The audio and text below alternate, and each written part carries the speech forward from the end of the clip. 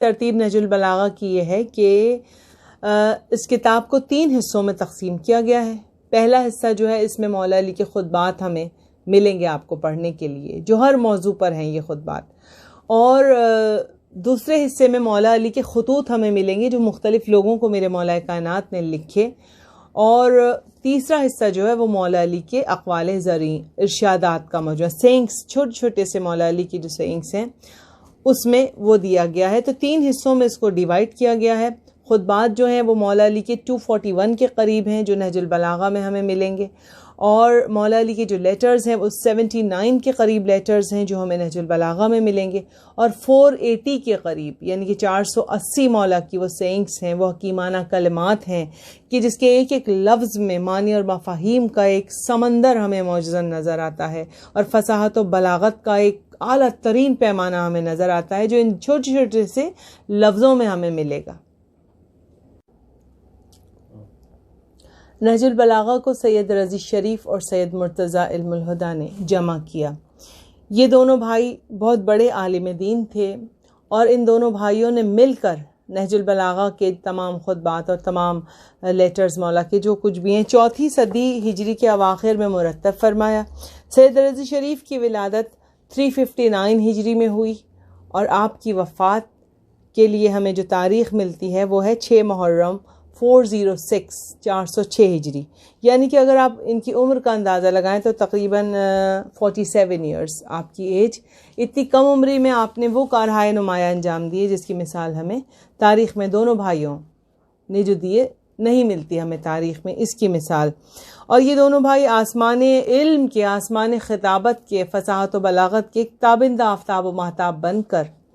چمکے. اور کیوں نہ چمکتے کہ ان دونوں بھائیوں کو شہزادی کونین نے اپنا بیٹا کہا. اس حوالے سے ہمیں نہج البلاغہ میں بھی جب آپ سید رضی شریف کی سوانح حیات ہم پڑھیں گے تو یہ واقعہ ملتا ہے، اور مختلف کتب میں ملتا ہے. یہ واقعہ یہ ہے جو میں ضرور سناؤں گی آپ کو کہ شیخ مفید ہمارے بہت جید اور بہت بڑے عالم گزرے ہیں،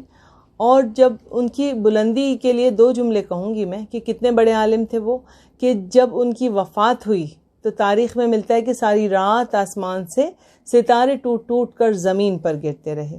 اور ان کی قبر پر عربی میں ایک مرثیہ لکھا ہوا پایا گیا، جس کے لیے علماء کا یہ کہنا ہے کہ یہ مرثیہ شیخ مفید کی قبر پر سرکار ولی اصل قائم آل محمد امام زمان علیہ السلام نے ارشاد فرمایا تھا، انہوں نے لکھا تھا. تو شیخ مفید کہتے ہیں ان کی زندگی کا یہ اہم واقعہ ہے. کہتے ہیں کہ میں سو رہا تھا کہ میں نے رات کو خواب دیکھا. خواب میں نے دیکھا کہ بنت رسول جناب شہزادی کونین سلام اللہ علیہ اپنے دونوں شہزادوں کی انگلی پکڑ کر مسجد میں داخل ہوئیں،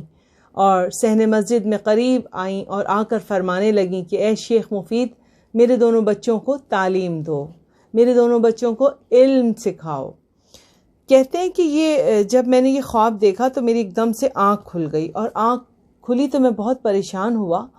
اور میں روتا بھی جا رہا تھا، اور میں یہ سوچ رہا تھا کہ کہاں شہزادی کونین، کہاں امام حسن حسین علیہ السلام، اور کہاں میں ناچیز،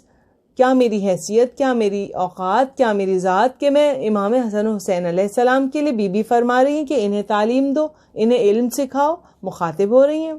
کہتے ہیں مجھے خواب کی تعبیر نہیں مل رہی تھی، یہاں تک کہ صبح فجر نمودار ہوئی. اور جب صبح ہوئی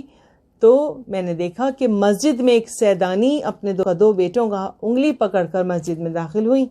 اور مسجد میں داخل ہو کر وہ فرماتی ہیں کہ اے شیخ مفید، میرے دونوں بچوں کو آپ تعلیم دیجئے، انہیں آپ علم سکھائیے. بس شیخ مفید کہتے ہیں کہ مجھے اپنے خواب کی تعبیر مل گئی، اور مجھے پتہ چل گیا کہ یہ وہ بچے ہیں کہ جن کو سیدہ کونین نے اپنا بیٹا کہا، اپنے بیٹوں سے تشبیہ دی امام حسن حسین سے کہ میرے بیٹے ہیں، جنہیں مولا علی نے اپنا بیٹا کہا. تو پھر کیا بلند مقام ہوگا اور کیا مرتبہ ہوگا ان دونوں بھائیوں کا. کہتے ہیں پھر میں نے انہیں تعلیم دینا شروع کی، اور یہ دونوں بچے سید رضی شریف اور سید مرتضیٰ علم الہدیٰ تاریخ شیعت کے تابندہ آفتاب و ماہتاب بن کر چمکے، اور انہوں نے جو علم ائمہ جمع کیا اس کا گراں قدر سرمایہ ہمارے سامنے موجود ہے نہج البلاغہ کی صورت میں. تو یہ تھا مختصر سا تعارف ان علماء کا کہ جنہوں نے اتنی خوبصورت اور حسین کتاب ہمارے لیے ترتیب مرتب کی اور ہم تک پہنچائی.